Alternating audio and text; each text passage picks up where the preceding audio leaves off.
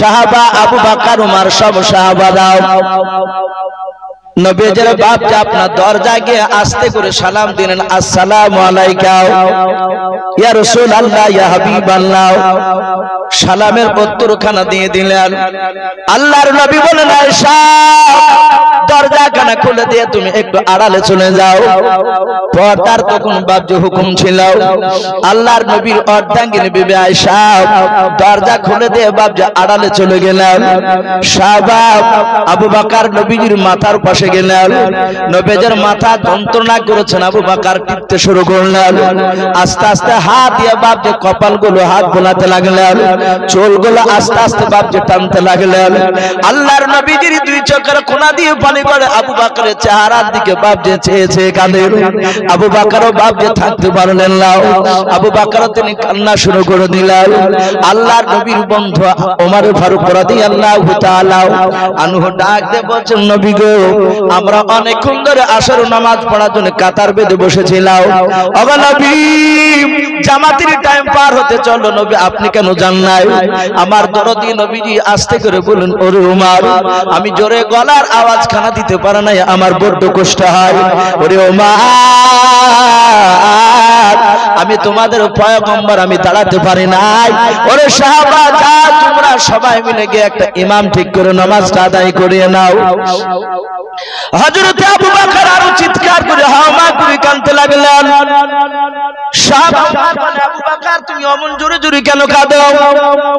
আবু বকর উমরের হাত দুখানা জোরে জোরে কাঁদান আর বলেন, উমর রে, তুমি বুঝতে পেরেছো কি জানি না, আমি আবু বকর বুঝতে পেরেছি, আমার মনে হয় বেঁচে থাকা পর্যন্ত তার নবীকে ইমাম হিসাবে আর পাবো না।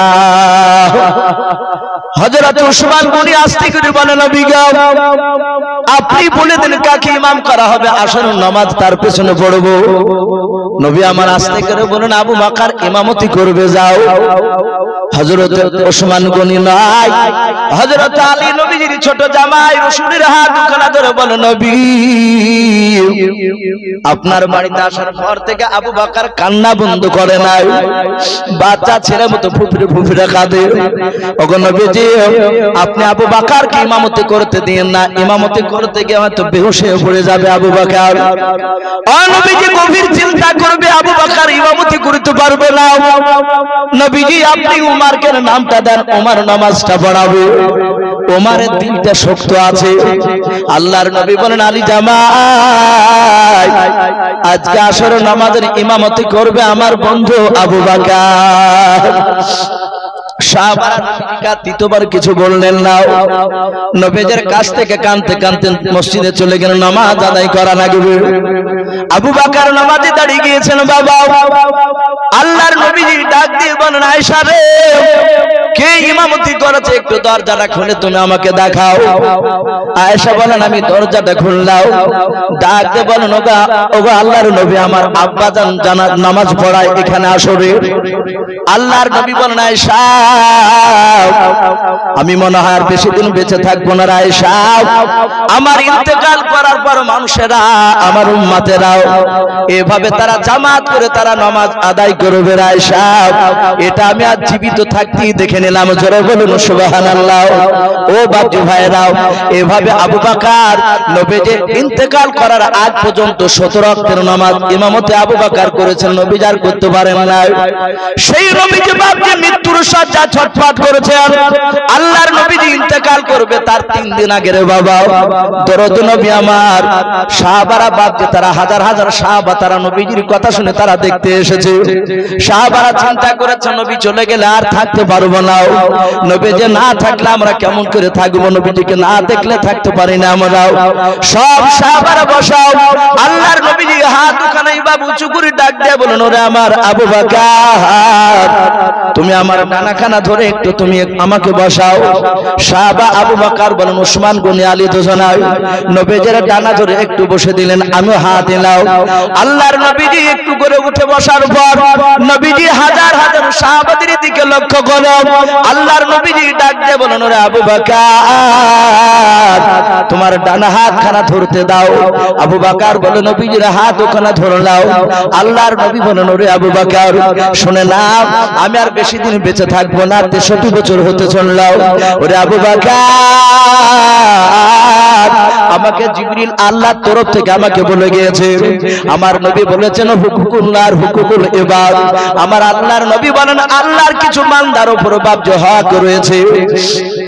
বান্দার উপর হক বাপ যে আপনার নামাজ পড়া, রোজা রাখা, বাপ যে হজ করা, যাকাত দেওয়া, কলমা পড়া। আল্লাহর নবী বলেন কোন পৃথিবীর মানুষ যদি তারা দুনিয়ার বুকে যদি এক ওয়াক্ত যদি বাপ যে আপনার নামাজ না পড়ে, যদি আপনার বেনামাজি হয়ে মারা যায়, আমার নবী বলেন আল্লাহ ইচ্ছা করলে বেনামাজিকে আল্লাহ মাফ করে দিতে পারেন। বলুন সুবহানাল্লাহ, পারে কি পারেন নাই? আল্লাহ ইচ্ছা করলে মাফ করে দিতে পারেন।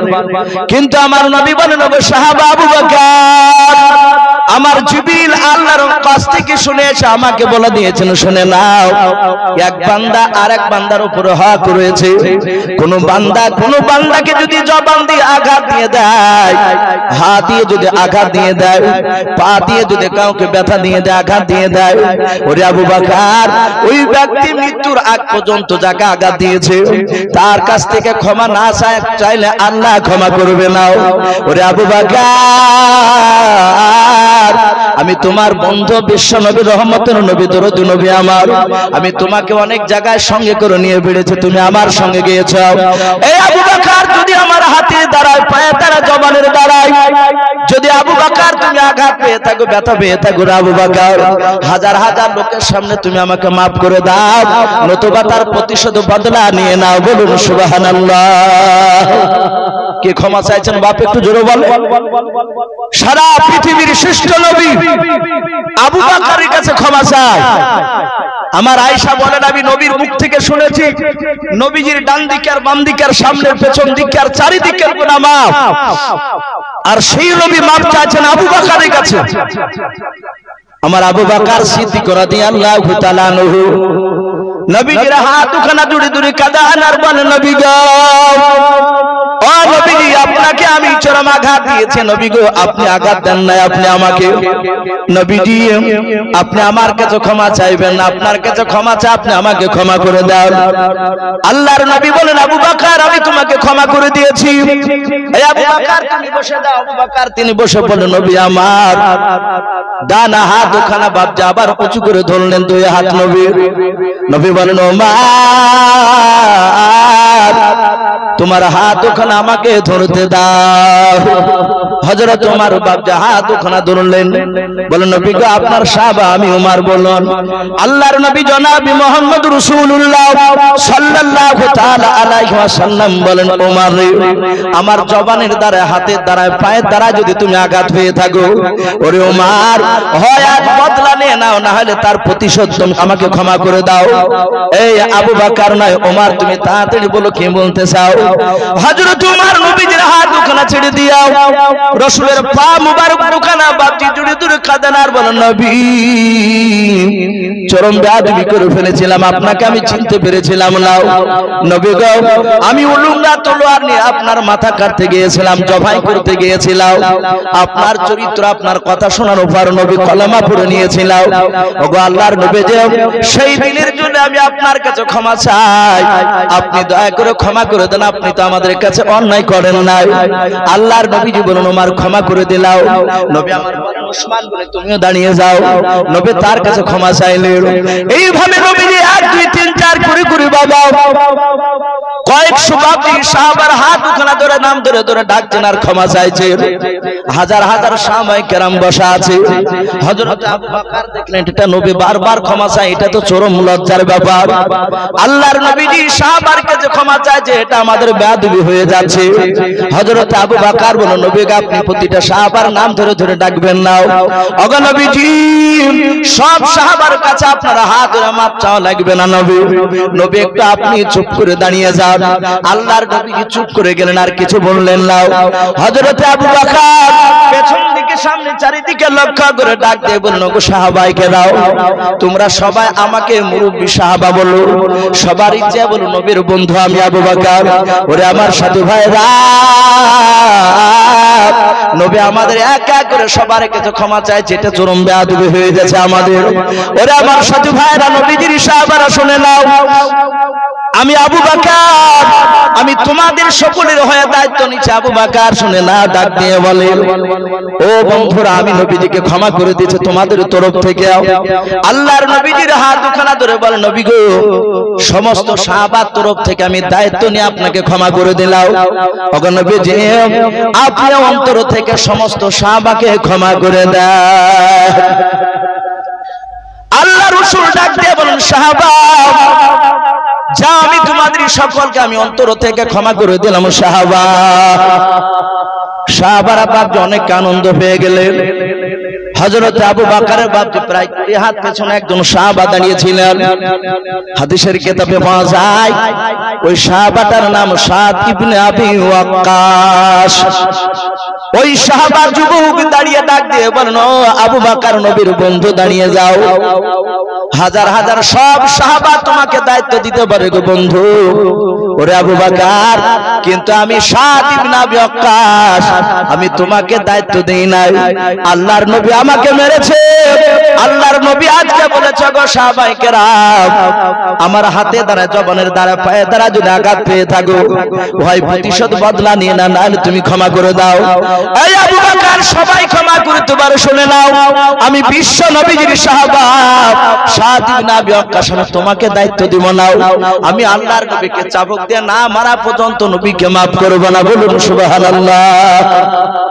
সব সাহাবারা অবাক হয়ে দাঁড়িয়ে চাইলেন।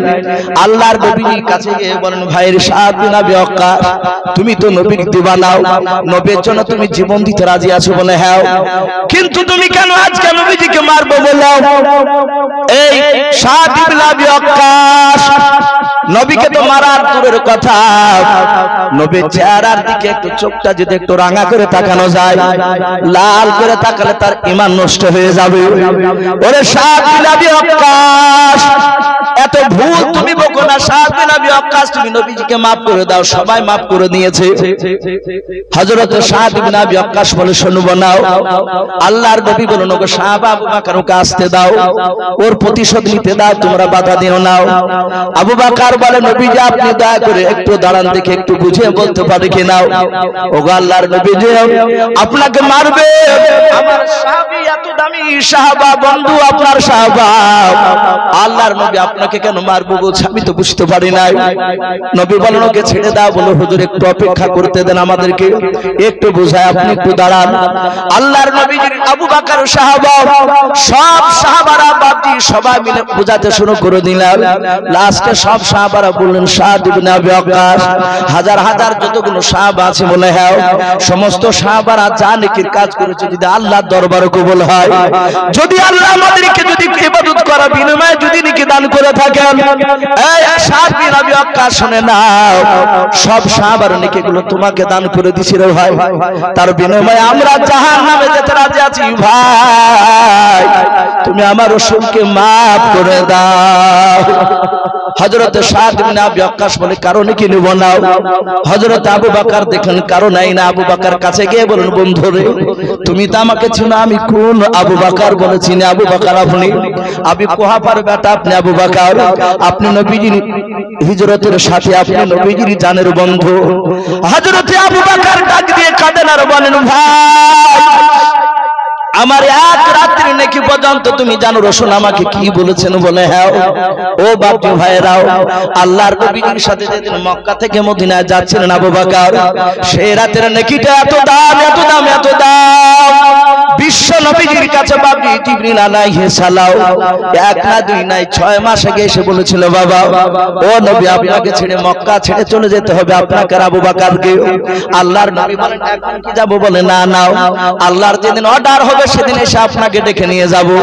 ও বাপজি ভাইরা, অনেক ঘটনা আছে হিজরতের। আল্লাহর নবী যে সেদিন আল্লাহর ফেরেশতা জিবরিল এসে বলেন, হুজুর আপনি এখনো বেরিয়ে যান। আল্লাহর নবীর জামাইকে আলী নবীজির বিছানায় আলীকে শুইয়ে দিয়ে নবীজি নবীজি বাপজি ওখান থেকে বেরিয়ে চলে গেলেন। হযরত জিবরিল ঘর থেকে বেরিয়ে করে দিয়ে বাপজি ঘরটা বাপজি বের করে দিলেন। নবীকে আমার 6000 বেঈমান মুশরিক কাফেরের বাচ্চারাও আল্লাহর নবীজির ঘরটাকে ঘেরাও করে দাঁড়িয়েছিল। নবী আমার সেখান থেকে বেরিয়ে গিয়ে জিবরিল অদৃশ্য হয়ে গেলেন। আবু বকরকে বাড়ি থেকে নবী আমার আস্তে করে ডাক দিলেন, আবু বকর। আবু বকর দরজায় ফুটলা মাথায় করে নিয়ে কানটা দরজার দিকে বাপজি লাগিয়ে দিয়ে বললেন, লব্বাইক ইয়া রাসূলুল্লাহ। ও নবীজি আপনার বন্ধু আবু বকর, আমি লব্বাইক, আমি রেডি হয়ে গিয়েছি। নবী বললেন, আল্লাহর নবী বলেন, আবু বকর রে তুমি কি জানতে আজ রাত্রি বেলা আসবো? বলে নাও। বলে পোটলা নিয়ে কেন তুমি দাঁড়িয়েছিলে? বলো হুজুর শুধু আজকে নয়, আজ থেকে 6 মাস আগে নবী বলেছিলেন, আবু বকর তোমাকে আর আমাকে একদিন মক্কা ছেড়ে মদিনায় চলে যেতে হবে। ও নবী যে সেই দিন থেকে আমি আজ পর্যন্ত বিছানায় পিঠ লাগিয়ে ঘুমাই নাই। জোরে বলুন সুবহানাল্লাহ। ও নবী যে পোটলা নিয়ে ফজর পর্যন্ত দাঁড়িয়ে থাকতাম, আবার যখন আজান হতো সেই সময় তখন আমি কি করতাম? ছেড়ে দিয়ে আমি আবার চলে যেতাম আপনার পিছনে নামাজ পড়তে। আল্লাহর নবী বলে, আবু বকর আর বেশি কথা বলা যাবে না, পেছনে বেঈমানরা ঘেরাও করে নিয়েছে। আল্লাহর নবীজি বলেন, আমি আবু বকরকে নিয়ে দরজা থেকে যখন আমি মদিনা রাস্তায় পানি দিতে লাগলাম, আমি চলতে শুরু করলাম। নবী বলেন, আমি অনেকটা দূর যাওয়ার পর দেখলাম আবু বকর আমার সাথে সাথে যাচ্ছিলেন। আর লক্ষ্য করে দেখলাম আবু বকর একবার ডান দিকে যায়, একবার বাম দিকে দৌড়ে চলে যায়, আবার সামনে দিকে দৌড়ে যায়, আবার পেছন দিকে দৌড়ে চলে যায়। আল্লাহ রাসূল বলেন, আবু বকরকে দেখলাম অনেকটা দূর চলে যাচ্ছিল, দুই দিকে নাই চারিদিকে দৌড়াদৌড়ি করেছিল। আমার নবী বলেন, আমার মনে হলো আবু বকর তার বিবির উম্মানের জন্য মনটা খারাপ করে, আবু বকরের বিটি আসমা আয়েশার জন্য হয়তো মন খারাপ করে। আল্লাহর নবী আবু বকরের হাতখানা ধরে বললেন, ওরে আবু বকর তুমি এতক্ষণ ছটফট করেছো বলে আবু বকর, আমার মনে হয় তোমার বাড়ির জন্য হয়তো মন খারাপ করে নাকি রে আবু বকর। হযরত আবু বকর নবীজির হাত দুখানা ধরে কাঁদেন আর বলেন, নবী খোদার কসম করে বলে, নবী গো আপনার সাথে থাকলে সারা পৃথিবীর মায়া আমি ভুলে যাই। বলুন সুবহানাল্লাহ। নবী আমি বিবির জন্য আমি ছটফট করেছিলাম না, আমার বিটি আয়েশা আসমার জন্য ছটফট করেছিলাম না। আল্লাহর নবী দরদি নবী জনাবে মুহাম্মদ রাসূলুল্লাহ সাল্লাল্লাহু তাআলা আলাইহি ওয়াসাল্লাম ডাক দিয়ে বলেন, আবু বকর কেন বাম দিকে সামনে পেছন দিকে চারিদিকে দৌড়াদৌড়ি কেন করেছিলাম? বলো। হযরত আবু বকর ডাক দিয়ে বলেন, নবী গো আজ রাত্রি বেলা মক্কা থেকে মদিনা আমরা দুজনায় চলে যাচ্ছি। বলে হ্যাঁ। পালিয়ে যাচ্ছি? বলে হ্যাঁ। ও আল্লাহর নবী শুনে নেন, এই কথাটা যদি গতকালকে যদি একবার যদি লিক হয়ে যায়, যদি জানতে পেরে যায় কাফেরেরাও, ও নবীজি হয়তো জঙ্গলে চারিদিকে কাফেরেরা তীর ধনুক নিয়ে দাঁড়িয়ে থাকবে।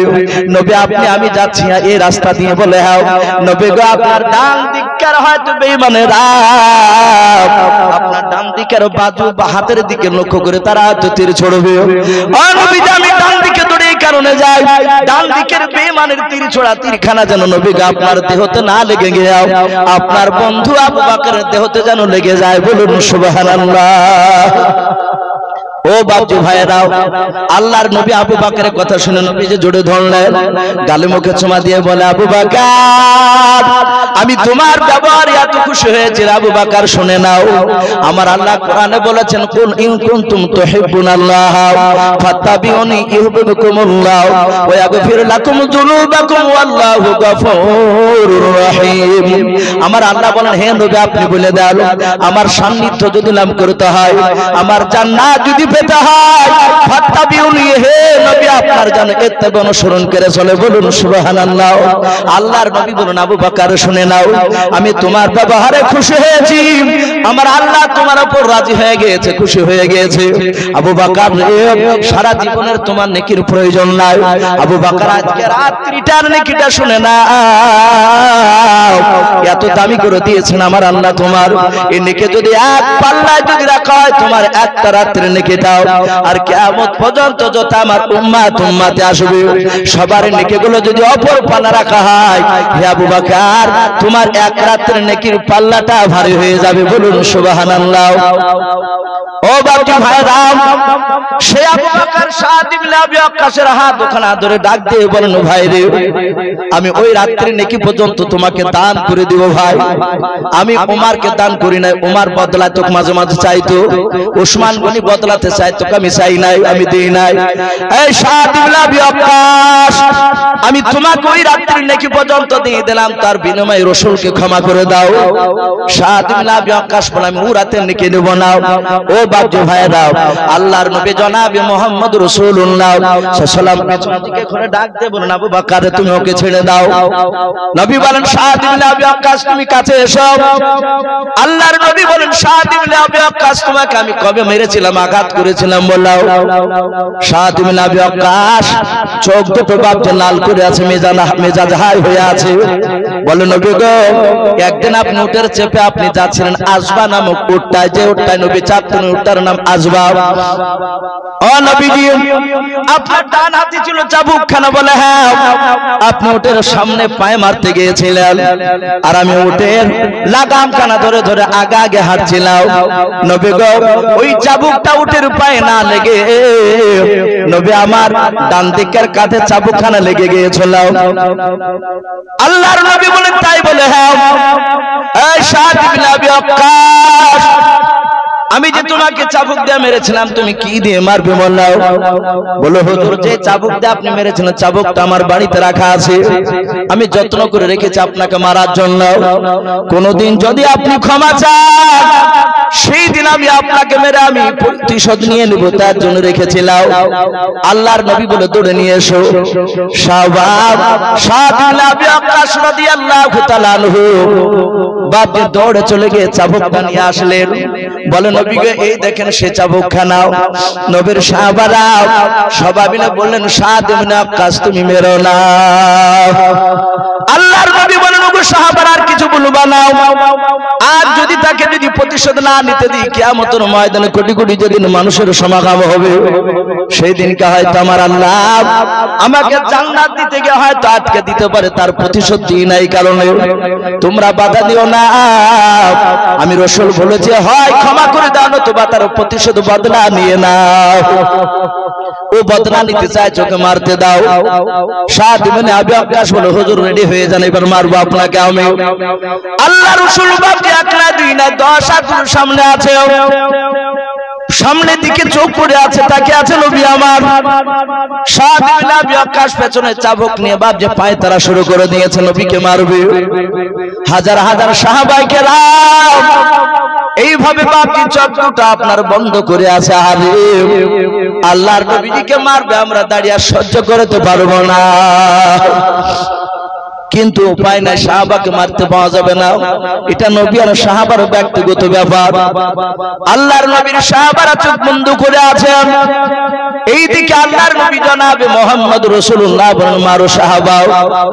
সাদ ইবনে আবি ওয়াক্কাস চাবুকখানা বাপ যেভাবে তুলেছে, নবীকে মারবে।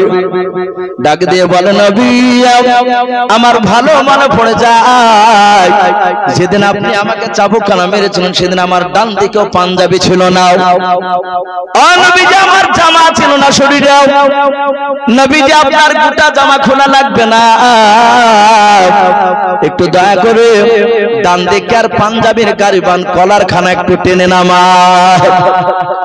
আল্লাহর নবীর সাহাবারা বাপ যারা আশ্চর্য হয়ে গেলেন। নবী বলেন, কেউ কথা বলবো না, সবাই চুপ করে দাঁড়িয়ে থাকো। আল্লাহ রাসূল পাঞ্জাবির বুতাম খুলে দিও। এইভাবে বাপজি গারিবান, যাকে আমরা অনেকে কলার বলি জামার, এই কলারটা ধরে বাপজি এইভাবে টানতে টানতে যখন একেবারে বাপজি ডান দিকের কাঁধটা আলাদা হয়ে গেল, ফাঁকা হয়ে গেল, সাদ ইবনে আবি ওয়াক্কাস বাপজি দেখতেছিলেন কতদূর জামাটা নামায়। দেখে যাতে জামাটা নামিয়েছে, রাসূলুল্লাহর ডান দিকের কাঁধে বাপজি একটা কবিতর ডিমের সমান বাপজি একটা গোস্তের টুকরা ছিল। অনেক মানুষের দেখবেন বাপজি পিঠে আপ থাকে, মাথায় আপ থাকে, আল্লাহ রাসূলের ডান দিকের কাঁধে বাপজি আবের মতো গোস্তের টুকরার মতো বাপজি আপনার হাড়ের টেপের মতো একটু মোটা ছিল, সবুজ রং দেখতে ছিল বাবা। আল্লাহর নবীজির ওই গোস্তের টুকরাটাকে মাহারে নবাত বলা হয়, বলুন সুবহানাল্লাহ। ওই মাহারে নবাতে লেখা ছিল কালেমা লা ইলাহা ইল্লাল্লাহু মুহাম্মাদুর রাসূলুল্লাহ। ওটা আল্লাহ লিখে দিয়েছিলেন, বলুন সুবহানাল্লাহ। আল্লাহ রাসূল জাত বাপজি পাঞ্জাবি সরাতে গিয়া মাহারে নবাতের গোস্তের টুকরাটা বাপজি আপনার দেখতে পাওয়া গিয়েছে। সাত আপনি আবি ওয়াক্কাস ওটাই দেখতে চাইছিলেন, যাতে দেখা হয়েছে খালি হয়ে গিয়েছে। ডাক দিয়ে বলে হুজুর আর টানতে হবে না, ওই পর্যন্ত টেনে ধরুন। সাত ইবনে আবি ওয়াক্কাস দৌড়ে গিয়ে বাবা নবীজির মাথার উপরে বাপজি চাবুকখানা তুলে দিয়ে আর মারলেন না, চাবুকটা মাথার উপর দিয়ে বাপজি দূরে ফেলে দিয়ে সাত ইবনে আবি ওয়াক্কাস আল্লাহর নবীজির পা দুখানা জোরে ধরে নাই রে বাবা, নবীজির গলাখানা ধরে বাপজি মাহারে নবাতে চুমা দিয়ে দিলেন, বলুন সুবহানাল্লাহ। চুমা দেওয়ার সাথে হাতে বাবা আল্লাহর নবীজির পা দুখানা বাপজি জোরে ধরে হাওমা করে তিনি কান্না করতে লাগলেন। ডাক দিয়ে বলে নবী আমি কি আপনাকে মারতে পারি নবী গো, আমি চরম বেয়াদবি করে ফেলেছি। আল্লাহর নবীর সাহাবারা বাপজি অবাক হয়ে তাকিয়ে আছে। সাত ইবনে আবি ওয়াক্কাস 1 ঘন্টা ধরে মারবো পায় তারা করেছিল, এত বুঝানোর উপর সাহাবা বুঝে নাই মারবো বলল, কিন্তু নবীজিকে না মেরে মাহারে নবাতে চুমা দিয়ে দিল। আল্লাহর নবী যে সাত ইবনে আবি ওয়াক্কাসের হাত ওখানে ধরে বলে এই পাগল সাত ইবনে আবি ওয়াক্কাস। আল্লাহর নবীর পাগল সাত ইবনে আবি ওয়াক্কাস নবীর চেহারার দিকে চেয়েছে বাপজি ফেল ফেল করে বাপজি চেয়ে কান্না করেছে। নবী বলেন সাত ইবনে আবি ওয়াক্কাস এত পায়তারা কেন তুমি করলে বলো, এই সাত ইবনে আবি ওয়াক্কাস তুমি এত কেন পাগলের মতো ব্যবহার দেখে না বলো।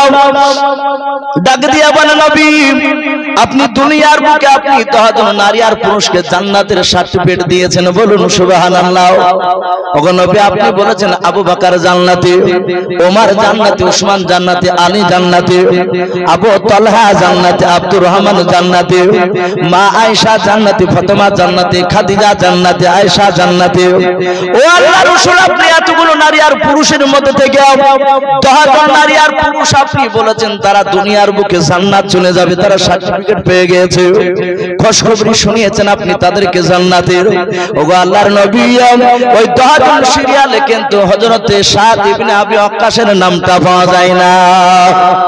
ওগো নবী আমি জান্নাতি এটা গ্যারান্টি হতে পারলাম না, কিন্তু নবী আপনার মুখে মসজিদে নববীতে শুনেছিলাম আপনি বলেছেন আপনাকে এমন একটা মাহারে নবাত দান করা হয়েছে যে আদম নবীকে আল্লাহ দেয় নাই, মুসা নবীকে দেয় নাই, ঈসা নবীকে দেয় নাই, ইদ্রিস নবীকে দেয় নাই, হযরত নূহ নবী পয়গম্বর আলাইহিস সালামদেরকে দেন নাই, সমস্ত নবীদেরকে দেয় নাই, শুধু নবীজি আপনাকে একাই আল্লাহ দিয়েছেন।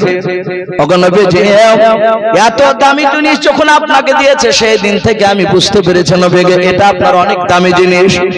ওগো আল্লাহর নবী যেদিন আপনি আমাকে চাবুক মেরেছিলেন সেই দিন থেকে আমি অপেক্ষা ছিলাম কবে আপনি আমার কাছে ক্ষমা চাইবেন, সাহাবাদের কাছে ক্ষমা চাইবেন। ওগো নবীজি সেই দিনের জন্য আজকে অপেক্ষা করেছিলাম। আল্লাহর নবী আপনার মাহারে নবাত চুমা দিয়ে দিয়েছে নবী গো, খোদার কসম করে বলে আমার এটা ধারণা জাহান্নামের আগুন আমাকে আর স্পর্শ করবে না, বলুন সুবহানাল্লাহ।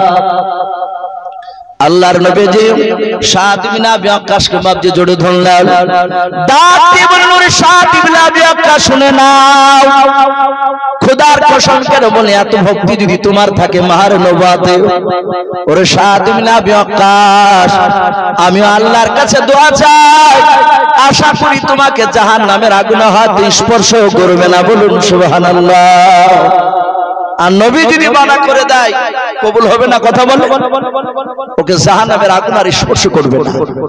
বাপজি আমার বলার উদ্দেশ্যে যে সারা শ্রেষ্ঠ নবী সাহাবাদের কাছে বাপজি ক্ষমা চাইছিলেন, আমরা ক্ষমা চাইবো ভাই, বলুন ইনশাআল্লাহ।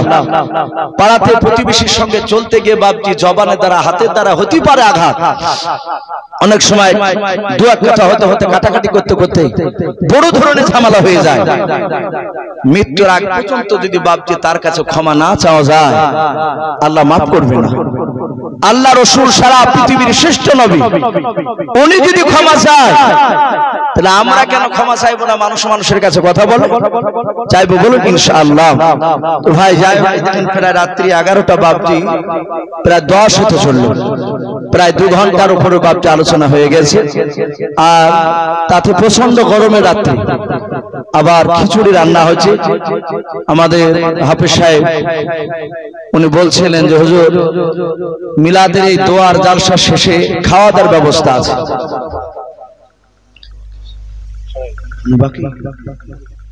তো বাপজি আমার শোনা দানের আর কয়েক মিনিট কথা বলে ইনশাআল্লাহ দোয়া হয়ে যাবে। দোয়া হতে হতে ওদিকে টাইম হয়ে যাবে।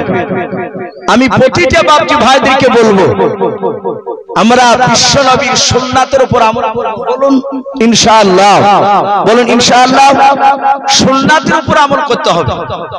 আমার বিশ্ব নবী জনাব মুহাম্মদ রাসূলুল্লাহ সাল্লাল্লাহু তাআলা আলাইহি ওয়াসাল্লাম দুনিয়ার বুকে বাপজি আপনার বলেছেন, কিয়ামতের ময়দানে আমার সুপারিশ ছাড়া কোন উম্মতি তারা জান্নাত যেতে পারবে না, বলুন সুবহানাল্লাহ। এটা নবী বলেছে। কোন নবী রাসূল তারা সুপারিশ করে কোন উম্মতকে বাপজি জান্নাতে নিয়ে যেতে পারবে না, একমাত্র আপনার আমার রাসূল ছাড়া, বলুন আলহামদুলিল্লাহ। হাদিসের কিতাবে পাওয়া যায় কিয়ামতের ময়দানে এক নয়, দুই নয়, 4টা দল, 4টা দল বাপজি তারা কিছু সংখ্যক নেকির কারণে, কিছু সংখ্যা বাপজিকে একবারে সংখ্যায় কম, প্রথমকার দল তারা কিছু নেকির জন্য বাপজি তারা জান্নাত যেতে পারবে না, তারা জাহান্নামী হয়ে যাবে। ফেরেশতারা বলবে তুমি তো জাহান্নামী। বলে কতটা নেকি লাগবে? বলে অল্প। সাথে হাতে বাপজি বলল, ওগো ফেরেশতারা একটু আল্লাহকে বলুন না যে আমাদেরকে একটু সময় দিবেন কিনা। আমরা যদি কোন নবী রাসূলের কাছে যাই, তারা যদি আমাদের জন্য ইয়াশফাউলানা, যদি তারা আমাদের জন্য যদি সুপারিশ করে, তাহলে আল্লাহ কবুল করবেন কিনা একটু জিজ্ঞাসা করো। কিয়ামতের ময়দান এত কঠিন হবে, এত কঠিন হবে, আল্লাহ কাহার হবে সেদিন, বলুন আলহামদুলিল্লাহ। কাহার? আল্লাহর চেহারার দিকে মানুষ তাকাতে ভয় পাবে। সেদিন বাপজি আমলের দিকে লক্ষ্য করে আল্লাহ মানুষকে জান্নাতে দিবে, যার উপর দয়া হবে তাকে দিবে। কিন্তু বাপজি কার উপর দয়া হবে সেটা তো জানবো না আমরা। জান্নাত জাহান্নামী বাপজি তাদের ফয়সালা হয়ে যাবে। দুজন ব্যক্তি তারা দাঁড়িয়ে থাকবে আল্লাহর সামনে, সিংহাসনের সামনে দাঁড়িয়ে কিয়ামতের ময়দানে। আল্লাহ ডেকে বলবেন, ফেরেশতা ওদের কিছু আছে নাকি? বলে হুজুর ওগো আল্লাহ একটাও নেকিও নাই। বলে নাই। বলে নাও। আল্লাহ বলবেন, এই সাহাবা, এই বান্দা তোমরা তো জাহান্নামী। বলে তা তো নিজ চোখে দেখতে পাচ্ছি, নেকি নাই। কিয়ামতের ময়দানে কে জান্নাতে যাবে কে জাহান্নামে যাবে মানুষকে বলা লাগবে না, তারা আপন আপন মানুষ নিজের আমল দেখতে পারবে, কে জান্নাতি কে জাহান্নামী। শিক্ষিত অশিক্ষিত সবাই বুঝতে পারবে। বলবে আল্লাহ আমরা জাহান্নামী। আল্লাহ রহমতের জোশে ডুব মারবে, বলুন সুবহানাল্লাহ। আল্লাহ রহমতের জোশে ডুব দেওয়ার পর আল্লাহ বলবে, যা বান্দা তুই জাহান্নামে চলে যা। একজনকে বলবে। ওই জাহান্নামী বান্দাটা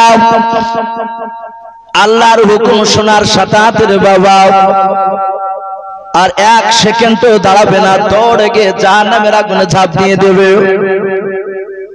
আমার আল্লাহ আর একজনকে ডাক দিয়ে বলবে, ওরে বান্দা তুমিও জাহান্নামে চলে যাও।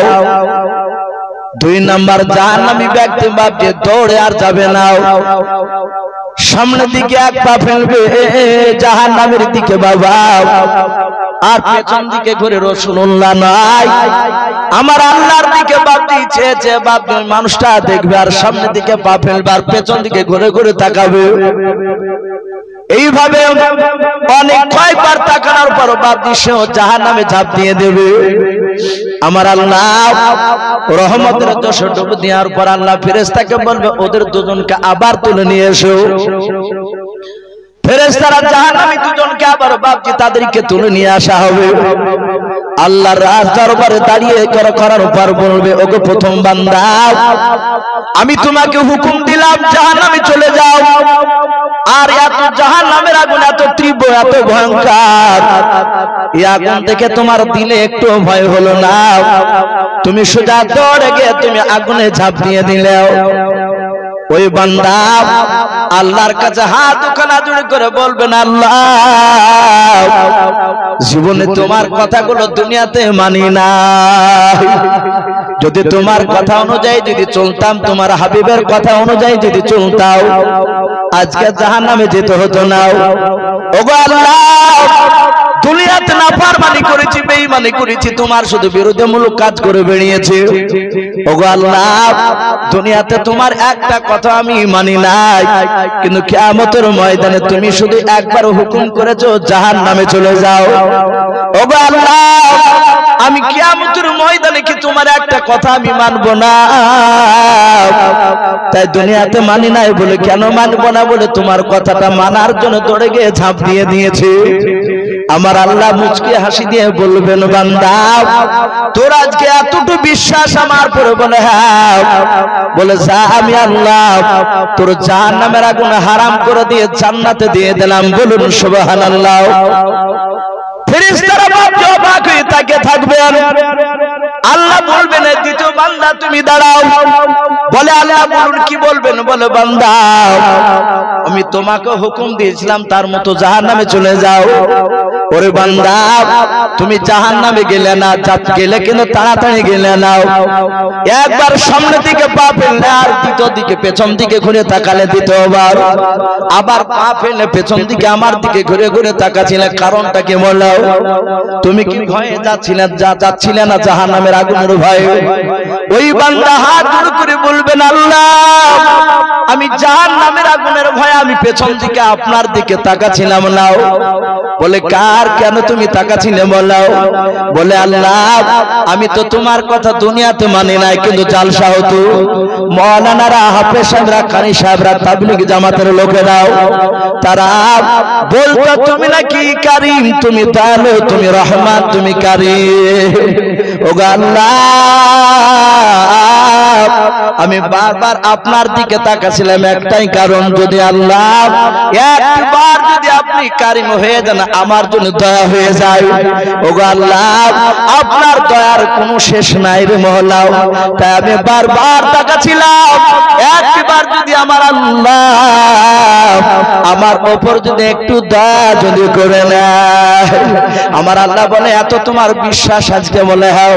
আমার আল্লাহ বলবেন, ওরে বান্দা যা, আমি আল্লাহ তোর জন্য জান্নাত ফরজ করে দিলাম। বলুন সুবহানাল্লাহ। এই হচ্ছে আল্লাহ। কিন্তু বাপজি কিয়ামতের ময়দানে আপনার উপর যে এটা হবে, আমার উপর হবে, আমরা তো বলতে পারবো না। কিন্তু রাসূলুল্লাহ বলেছে, তারা এক দল, দুই দল, তিন দল, চার দল, কিয়ামতের ময়দানে তারা সব জাহান্নামী ঘোষণা হয়ে যাবে। তারা বলবে, ফেরেশতা একটু সময় দেন, আল্লাহ আমাদের দোয়া কবুল করবে কিনা। আমরা তো পাপী, কোন নবী রাসূল যদি আমাদের হয়ে যদি দোয়া চায় আল্লাহ মাফ করবে না? ফেরেশতারা বললেন, তা মাফ করতে পারে। প্রথম নাম্বার দল বাবা, তারা সোজা বাপ আদম শফিউল্লাহ আলাইহিস সালামের কাছে যাবে। ওরা সবাই মিলে ডাক দিয়ে বলবেন, ওগো আল্লাহর নবী আদম শফিউল্লাহ আলাইহিস সালাম, সর্বপ্রথম আপনাকে তৈরি করে আল্লাহ জান্নাতে রেখেছিলেন। আপনি তো সবচেয়ে দুনিয়ার বড় নবী, আপনি প্রথম নবী। ও আদম শফিউল্লাহ, আমরা কিছু নেকির কারণে আমাদেরকে জাহান্নামে যেতে হচ্ছে, কিছু নেকি নাই আমাদের কাছে। ও নবী আদম শফিউল্লাহ, ক্বালু ইয়াশফাউ লানা, আপনি আমাদের সকলের জন্য একটু আল্লাহর কাছে সুপারিশ করুন। আদম শফিউল্লাহ আলাইহিস সালাম কিয়ামতের ময়দানে ডাক দিয়ে বলবে, আমি নালায়েক, আমি অযোগ্য আল্লাহর কাছে সুপারিশ করার। বান্দারা বলবে, কেন অযোগ্য? বলো, ও বান্দারা শুনে নাও, আল্লাহর বান্দারাও, আমার আল্লাহ জান্নাতে একটা গমের গাছ একটা খেতে বারণ করেছিলেন, একটা গাছের ফল। আমি কিন্তু আল্লাহর কথা অমান্য করে গাছের ফল খেয়ে নিয়েছিলাম, আল্লাহর কাছে চরম লজ্জিত আমি। ওই গমের ফল খাওয়ার কারণে আমাকে জান্নাত থেকে আল্লাহ বিতাড়িত করে দিয়েছে। ওরে আল্লাহর বান্দারা, আমি আল্লাহর কাছে দোয়া করতে পারবো না তোমাদের জন্য। যাও, ওই দেখো নূহ নবী পয়গম্বর আলাইহিস সালাম, নূহ নবী পয়গম্বরের কাছে ওই দল এসে বলবে, ক্বালু ইয়াশফাউ লানা, ও নূহ নবী পয়গম্বর আপনি আমাদের জন্য দোয়া করুন, সুপারিশ করুন। ওই ভয়ঙ্কর জাহান্নামের আগুন সহ্য করতে পারবো না। ভাই আরেকটু বসে, আর কয়েক মিনিট, আমি সহ্য করতে পারবো না, আপনি দোয়া করুন। নূহ নবী বলবেন, আমিও নালায়েক, অযোগ্য ব্যক্তি, আল্লাহর কাছে দোয়ার যোগ্য ব্যক্তি আমি নয়। বলে, কেন আপনি কেন অযোগ্য? ডাক দিয়ে বলবেন, শুনে নাও, আমার ছেলে কেনান বলেছিল যদি পাহাড় ডুবাতে পারবে না, আল্লাহর পানিতে যদি পাহাড় ডুবে দিয়েছিল, আমার ছেলে কেনান বলেছিল, আব্বা একবার আপনি আমাকে তুলে নেন, আমি আপনার আল্লাহকে মানবো, আপনার কলেমা পড়বো। নূহ নবী বলেন, আমি নৌকাটা নিয়ে একটু ঘোরাছিলাম, আমার ছেলেকে উঠাবে এরকম মানে একটু ইরাদা করলাম, আমার অন্তরের খবর আল্লাহ জানেন। আল্লাহ ডেকে বলেন, নূহ নবী পয়গম্বর আর একবার যেন ইরাদা করবে না, তোমার ছেলেকে বাঁচাবো, তোমার ছেলে জাহান্নামী হয়ে গিয়েছে, আর তোমার ছেলের দোয়া কবুল হবে না। ওগো আল্লাহর বান্দারা, আমার কাছে আমাকে লজ্জায় ফেলে দিও না, আমি আল্লাহর কাছে আমি চরম লজ্জিত, দোয়া করতে পারবো না। যাও, মুসা নবী পয়গম্বর ওই দেখো দাঁড়িয়ে আছে, ওই নবীর কাছে যাও, আল্লাহর সাথে কথা বলতেন উনি। ওরা এসে বলবে, ওগো মুসা কালিমুল্লাহ ইয়াশফাউ লানা, আপনি সুপারিশ করুন, আপনি আল্লাহর সাথে তুর পাহাড়ে কথা বলতে যেতেন। ও নবী মুসা কালিমুল্লাহ, আপনি দোয়া করুন। মুসা বলবেন, ভাই আমিও নালায়েক, আমিও দোয়ার অযোগ্য, শুনে নাও, আমিও পারবো না, কারণ দুনিয়ার বুকে একটা লোককে আমি সামান্য আস্তে করে ঘুষে মেরেছিলাম, আমি জানতাম না আমার ঘুষের আঘাতে লোকটা মারা যাবে।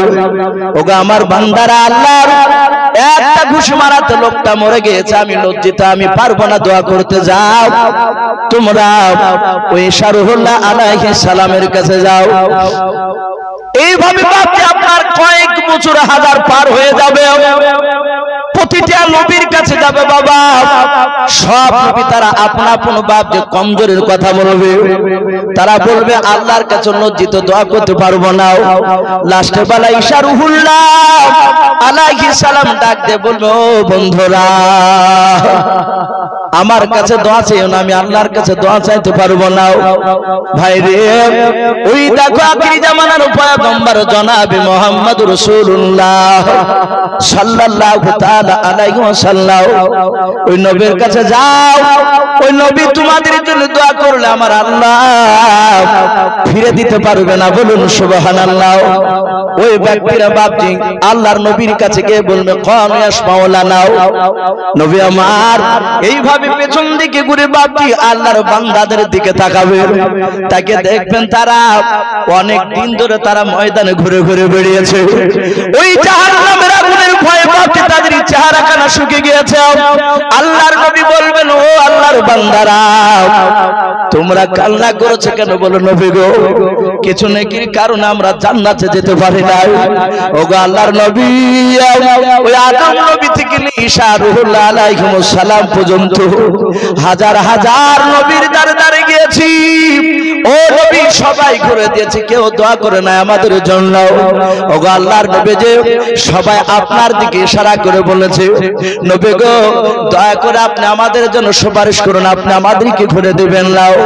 আল্লাহর নবী আমার আর কিছু কোনো কথা না বলে বাবা সিজদায় পড়ে কাঁদতে শুরু করবেন, বলুন সুবহানাল্লাহ। আল্লাহর নবী এত কাঁদবেন কিয়ামতের ময়দানে রে বাবা। ওই মাকামে মাহমুদ বলে একটা জায়গা, ওই জায়গা নবীজি সিংহাসনে চেয়ারে বসেছিলেন, নবী মাকামে মাহমুদে সিজদায় পড়ে কাঁদবেন, বলবেন আল্লাহ তুমি আমার উম্মতদেরকে তুমি জান্নাতে দিয়ে দাও, জাহান্নাম থেকে এদেরকে ক্ষমা করে দাও। আমার আল্লাহ ডাক দিয়ে বলবে, ও মুহাম্মদ সাল্লাল্লাহু আলাইহি ওয়াসাল্লাম, দুনিয়ার মুখে তোমাকে 23 বছর আমি কান্না করে দিয়েছি, তোমার চোখ দিয়ে পানি ঝরিয়েছি। ওরে আমার হাবিব, কিয়ামতের ময়দানে তোমাকে আর কান্না করা লাগবে না। তুমি আর ফাওর আশাকা, তুমি তাড়াতাড়ি সিজদা থেকে তুমি মাথা তোলাও। ওগো আমার দোস্ত হাবিব, বললাম তুমি কান্না করতেছ আর আমার আরশ আযীম থরথর করে কাঁপতেছে, তুমি আর কান্না করো না, তুমি সিজদা থেকে মাথা তোলাও। আল্লাহর নবী বলবেন, আল্লাহ আপনি আমাকে কথা দেন, আমার ওই উম্মতিরা, আপনার ওই বান্দারাও জাহান্নামে চলে যাচ্ছে, তারা কিছু নেকির কারণে, কিছু নেকির কমের কারণে জান্নাতে যাবে না, জাহান্নামে চলে যাচ্ছে। ও আল্লাহ আপনি ক্ষমা করে দেন, কথা দেন, ওদেরকে আমি মাফ করে দিলাম, জান্নাতে দিয়ে দিলাম। আল্লাহর নবীকে নবীজি নয়, আল্লাহ বলবেন, নবী গো আমি দুনিয়ার বুকে তোমাকে কথা দিয়েছিলাম, এই মাকামে মাহমুদে দাঁড়িয়ে তুমি যতবার তুমি আমার কাছে দোয়া চাইবা, আমি আল্লাহ ততবারই তোমার দোয়াকে কবুল করে নেব। বলুন সুবহানাল্লাহ। ওগো নবী তুমি কাঁদবা না, তোমার বলার কারণে আমি যাও ওই জাহান্নামী দলকে আমি জান্নাতে দিয়ে দিলাম। বলুন সুবহানাল্লাহ। এইভাবে বাপজি 4 দল যাবে, 4 দলই তারা প্রতিটা নবীর কাছে যাবে। লাস্টে শেষ নবীর কাছে যাওয়ার পর বাপজি নবী সিজদায় পড়ে কেঁদে কেঁদে তাদের জন্য বাপজি দোয়া করে সুপারিশ করে তাদেরকে বাপজি জাহান্নাম থেকে জান্নাতে নিয়ে যাবে সেই রাসূল আমার। তাই প্রতিটা বাপজি ভাইদেরকে বলবো, বাপ আমরা সকলেই বিশ্ব নবীর সুন্নাতকে বাপজি ভালোবাসবো। নবী যেভাবে চলে, নবী যেভাবে বাপজি খেয়েছেন, যেভাবে আপনার জামা পড়েছে ওইভাবে পরা চলা খাওয়া, ওটাই বাপজি নবীর সুন্নাত। আমি বাপজি একটা কথা আপনাদেরকে বলবো, আমি অনেক জায়গায় বলেছি, কথাটা রাগ করবেন না। নামাজ অনেকেই পড়ে, অনেকে দেখা যাচ্ছে বাপজি নামাজ পড়তে যাচ্ছে গেঞ্জি গায়ে দিয়ে যায় না, প্যান্ট পরেছে গেঞ্জি গায়ে দিয়েছে, ডিস্কে গঞ্জি, কেমনি গেঞ্জি। অনেকে দেখা যাচ্ছে লুঙ্গি পরেছে, হাফ হাতা জামা গায়ে দিয়ে চলে যাচ্ছে, পাঞ্জাবিলা নামাজ পড়তে যায়। বাপজি যারা লুঙ্গি পরে, ছোট জামা গায়ে দিয়ে নামাজ পড়তে যায়, হাফ হাতা কিংবা ফুল হাতা, কিন্তু পাঞ্জাবি নাই, এমনি জামা পিলে, ওইসব জামা গায়ে দিয়ে যারা আগে নামাজ পড়ে, তার পেছনে যারা থাকে, আমার মনে হয় যে পেছনকার ব্যক্তিদের নামাজ হয় না। কথা বুঝতে পেরেছেন? পেছনকার লোকেদের নামাজ হয় না। অনেকে গেঞ্জি প্যান্ট পরে নামাজ পড়ে সিজদায় যখন যায়, ছোট গেঞ্জি, সিজদায় যাওয়ার সময় তার পেছন দিকটা যেটা ঢাকা ফরজ সেটা উদ্যম হয়ে যায়। অনেকের জামা গেঞ্জি ওপর উঠে পড়ে, প্যান্ট নিচে নেমে যায়, হয় কি হয় না ভাই? লক্ষ্য করবে। তাহলে ওরকম দৃশ্য যদি সামনে থাকার পেছন যারা থাকবে, তার মন তো চলে গেল অন্যদিকে, নামাজ হয় না। আমি বাপজি ভাইদেরকে বলবো, বাপ পাঞ্জাবি পরে নামাজ পড়তে যাবে, সে ফাড়া পাঞ্জাবি হোক আর গোল পাঞ্জাবি হোক, হাত উদ্যম করে বাপজি নামাজ পড়তে যাবেন না, কোহিনা ঢাকা দরকার। এবং পাঞ্জাবিতে যেন আপনার হাঁটু পর্যন্ত, এক কথায় পাছার নিচে যেন পাঞ্জাবিটা হয়, তাহলে আপনার ইজ্জতের হানি হবে না, মানুষ পেছনকার মানুষ বুঝতে পারবে না। বাপজি অনেকে বললে কিছু মনে করে না, যেই ড্রেস পরে রাসূলুল্লাহ নামাজ পড়তে বলেছে সেই ড্রেস করা আমাদের অবশ্যই দরকার। যাত্রা মঞ্চে যদি বাপজি সে ভিখারি পাটলে ফকিরি পাট, ও ফকিরি পাট নিয়ে হাজার হাজার লোক দেখবে, যে যেমন খুশি তেমনি সাথে ফকিরি পাট সেজেছে, দেখা গেল সে ফকিরি পাট নিল না, ও হয়তো বুলেট মোটরসাইকেলে চেপে দামি চশমা দামি পোশাক পরিয়ে থাল দিয়ে ভিক্ষে চেয়ে বানাইছে। লোকে দিবে? কথা বলো। লোকে বলবে যে একে ভিক্ষুক মানাইছে না। দেখা যায় যে সে বড় লোকের ছেলে, ছিড়া পাঞ্জাবি, ছিড়া লুঙ্গি, ছিড়া টুপি, একটা টুকসা খেরাবার একটা বাসর, কালি ঝুলি মেখা লোকের কাছে ভিক্ষা চাইতে যায় ওই যাত্রা মঞ্চে কিংবা ওই অনুষ্ঠান যখন হয়, তখন মানুষ বলে হ্যাঁ সত্যিকারই ফকিরি সাইজেছে। তাহলে মুসল্লি যদি আপনি হন নামাজের অবস্থায় নামাজ পড়তে যান, তাহলে আল্লাহ রাসূল যে পোশাককে নবীর সুন্নাত বলেছে, যেইভাবে নামাজ রাসূলুল্লাহ পড়তে বলেছে, সেই পোশাকে সেইভাবে নামাজ পড়া বাপ যে আমাদের দরকার। লজ্জা করবো না বাপ, একটু চেষ্টা করবো বাপ, আমরা সুন্নাত অনুযায়ী পোশাকগুলো পরে নামাজ পড়তে যাবো ইনশাআল্লাহ। আল্লাহ রাব্বুল আলামিন আমাদের সকলকে কোরআন এবং সুন্নাত মুআফিক আমল করার তৌফিক দান করুন, আল্লাহুম্মা আমিন। ভাই ভুল বুঝবেন না, অনেকে হয়তো ভাবছেন যে তাহলে কি গেঞ্জি পড়লে কি নামাজ হবে না? নামাজ আপনার হবে, কিন্তু বাপজি নেকি থেকে বঞ্চিত হয়ে যাবে, নেকি থেকে বঞ্চিত হবে। তাই বলবো বাপজি সেদিকে একটু তাকাবে।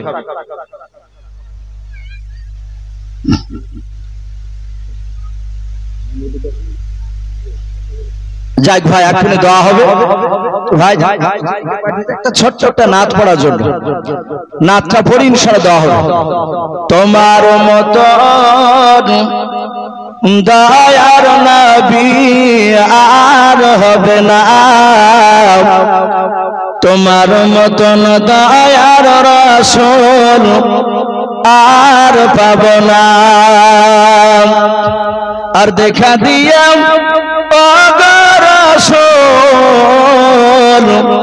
চলে যেও না,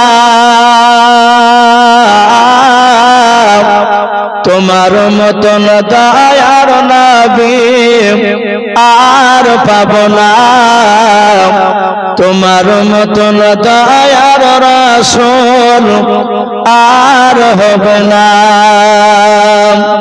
তোমার আশিক দরুদ পড়ে,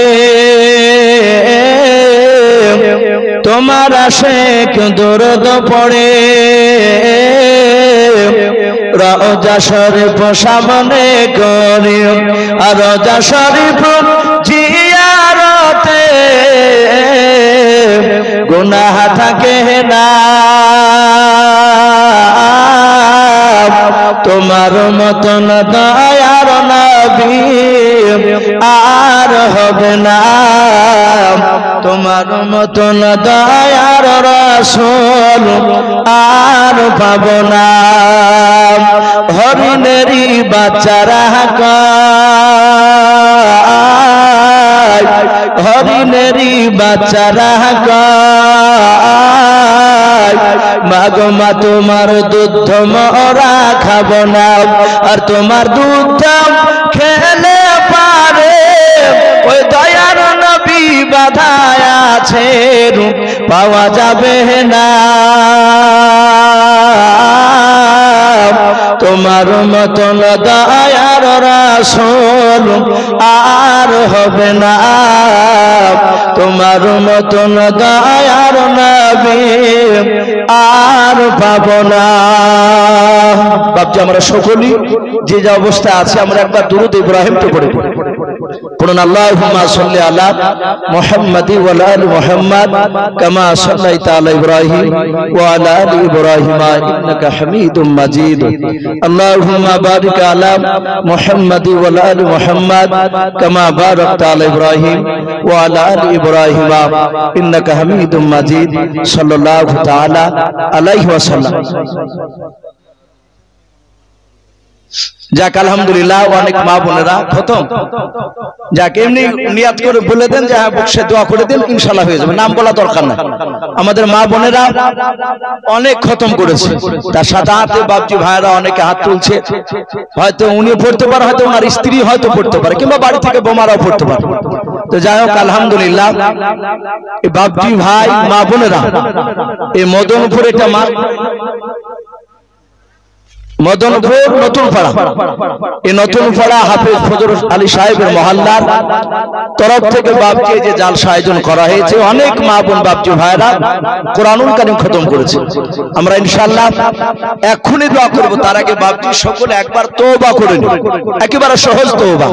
আস্তাগফিরুল্লাহ রাব্বি মিন কুল্লি যামবি ওয়া আতুবু ইলাইহি লা হাওলা ওয়ালা কুওয়াতা ইল্লা বিল্লাহি আলিয়্যিল আযীম। যে অবস্থা আছে বাপজি সকলেই আমিন আমিন করব, হাত উঠায় আল্লাহুম্মা আমিন।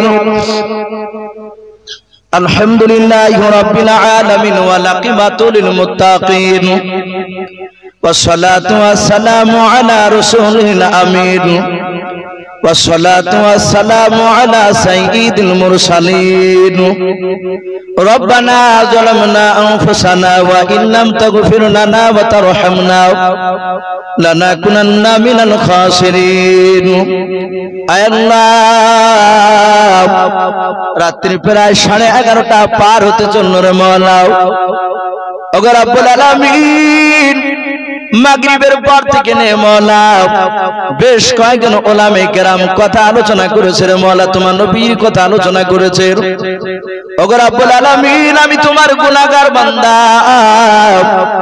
আল্লাহ টোটাফাটে জবানে ক্ষুদ্র জ্ঞান নিয়ে মাওলা তোমার উম্মত নয় তোমার বান্দা বান্দীদেরকে সামনে বসে রেখে মাওলা ওগো রব্বুল আলামিন প্রায় 2.5 ঘন্টা পার হতে চলল রে মাওলা আল্লাহ তোমার বিশ্ব নবী জনাবে মুহাম্মদ রাসূলুল্লাহ সাল্লাল্লাহু তাআলা আলাইহি ওয়াসাল্লামের অনেক কথা আলোচনা করেছে রে মালিক ওগো রব্বুল আলামিন দা মেহেরবান করে তুমি আমাদের সকলের আলোচনা বলা শোনা তুমি কবুল করে নাও ওগো রব্বুল আলামিন আমরা সকলেই গুনাহগার খাকসারা নাদান তোমার বান্দা আয় আল্লাহ দিনের আলো রাতের অন্ধকার মাওলা সগীরা কবিরা জানা অজানা ছোট বড় জাহেরি বাতিনি যাবতীয় গুনাহ করে ফেলেছি ওগো রব্বুল আলামিন তুমি দা মেহেরবান করে আমাদের সকলের জীবনের যাবতীয় গুনাহগুলো তুমি maaf করে দাও ওগো আল্লাহ দেখো তোমার বান্দা বান্দীরা আমিন আমিন করেছে রে মাওলা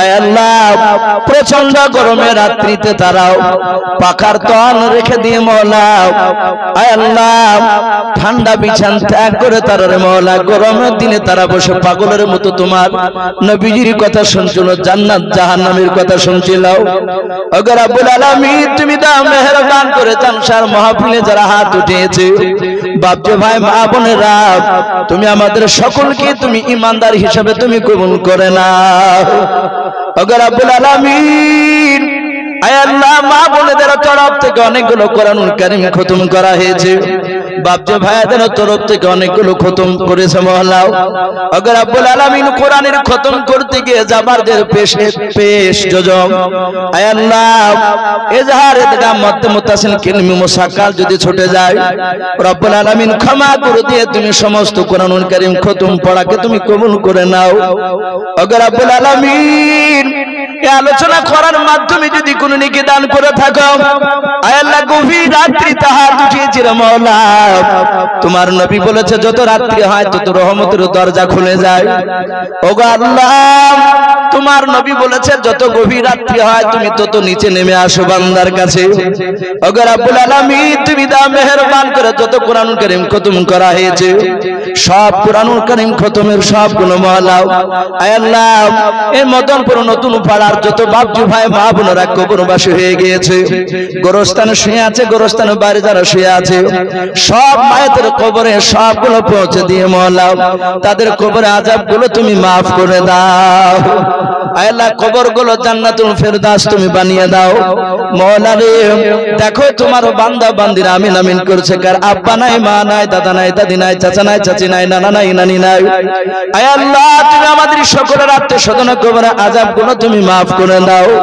কোরআনের সবগুলো মাওলা আকা কামলিওয়ালা জনাব মুহাম্মদ রাসূলুল্লাহ সাল্লাল্লাহু আলাইহি ওয়াসাল্লামের রওজাতুল মানওয়ারায় তুমি হাদিয়া স্বরূপ তুমি পৌঁছিয়ে দাও আল্লাহ এই গ্রামের মসজিদের ইমাম হাফেজ ফজলুল সাহেবকে তুমি কবুল করে নাও আল্লাহ এই মহল্লার সমস্ত বাপজি ভাইরা যারা মহল্লার বাইরে থেকে এসেছে অনেক বাপজি ভাই তারা বসে ওয়াজ শুনছে আল্লাহ সকলকে তুমি ইমানদার হিসেবে তুমি আমাদের কবুল করে নাও আল্লাহ তুমি আমাদের সকলের বাড়তি রুজি রোজগারে বরকত দাও আসমানি বালা জমিনি বালা থেকে আমাদের সকলকে তুমি হেফাজত করো আল্লাহ খাস করে বাপজি ভাইরা আমিন আমিন করেছে রে মাওলা সকল বাপজি ভাই ভাইয়ের ইমানটা আবু বকর সিদ্দিক রাদিয়াল্লাহু তাআলা আনহুর মতো বানিয়ে দাও।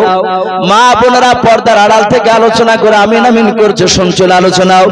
আয় আল্লাহ, তুমি সকল মা বোনের ইমানটা হযরত মা ফাতেমা জোহরা রাদিয়াল্লাহু তাআলা আনহার মতো ইমান তুমি বানিয়ে দাও। এই দোয়াটুকু নবীর ওসিলা করে বলে কবুল করে নাও। ওয়া সাল্লাল্লাহু তাআলা আলা খুলকিহি মুহাম্মাদিন ওয়া আলিহি ওয়া সাহাবিহি আজমাইন বিরহমাতিকা ইয়া আরহামার রাহিমিন ওয়ালহামদুলিল্লাহি রাব্বিল আলামিন ইনদাল মাতিকাল মালা ইলাহা ইল্লাল্লাহু মুহাম্মাদুর রাসূলুল্লাহ সাল্লাল্লাহু তাআলা আলাইহি ওয়াসাল্লাম। আসসালামু আলাইকুম ওয়া রাহমাতুল্লাহি ওয়া বারাকাতুহু।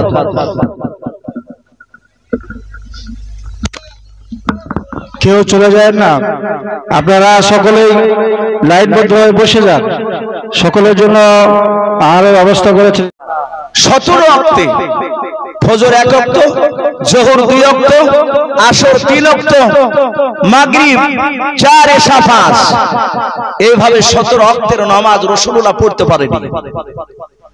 নবী দাঁড়িয়ে ইমাম হয়ে দাঁড়াতে পারে নাই, কিন্তু সাহাবারা জানেন বিশ্ব নবীর পেছনে আমরা দাঁড়িয়ে নামাজ পড়ি, কিন্তু নবীর সামনে দাঁড়িয়ে আমরাও নবীকে পেছন করে আমরা ইমামতি করতে পারবো না। জোরে বলুন সুবহানাল্লাহ। সাহাবারা নবীকে দাঁড় করিয়ে দিয়ে নামাজ পড়তে, হাদিসের কিতাবে পাওয়া যায় 13 দিন বাপজি যন্ত্রণা। যেদিন বৃহস্পতিবার শুরু হলো, নবী মসজিদে নববীর ঘর, নবীর ঘর আর মসজিদে নববীর একই দেওয়াল, দেওয়ালের ওই পার রাসূলের হুজরাখানা, নবী যেই ঘরে আয়েশাকে নিয়ে থাকতেন, আর দরজা খুললি মসজিদে নববীর দরজার মাটিতে বাপজি পা দিতে। সাহাবায়ে কেরামরা হাইয়া আলাস সালাহ হাইয়া আলাল ফালাহ আজান শুনলি তারা দৌড়ে বাপজি এসে মসজিদে ঢুকতেন। বলুন আলহামদুলিল্লাহ। তারা জামাতের গুরুত্ব বাপজি তারা শুনেছিলেন। আজ আমাদের জামাতের গুরুত্ব বাপজি নেই, আমরা খেলা করি। রাসূলুল্লাহর সাহাবারা আযান শুনে বাপজি সোজা মসজিদে গিয়ে কাতার বেঁধে বাপজি তারা বসে থাকতেন। আজ আমরা গোল প্রথমেতে যাই, আগে যদি যাই তো মসজিদের সামনে কাতারে ঢুকবে না, বাপজি রাগ করবে না যদি এরকম লোক থাকে না। কেন? এটা আমাদের ভাইরাস হয়ে গেছে সবার, সব জায়গাতে। ও রীতিমতো যে বাহিরকার বারান্দার ফ্যান জুড়ছে। জোহরে নামাজ পড়তে গেলে দেখবেন 11টা হাজির গা হাত পা ধুয়ে ও যায় একবার দিব্যি সুন্দর ফ্যান চালিয়ে দিয়ে বাপজি গেটের দিকে মুখ করে বসে আছে। যাচ্ছে আর ওই বেটার কাছে যে বসছে, বসে বাপজি গল্প, রাজনীতির গল্প চলে মসজিদের ভিতরে। অনেক সময় কেউ যদি বলে চাচা এই রাজনীতির কথা কেন বলছেন, কেন বলে কই বলছি ওই 1-2টা বাড়ি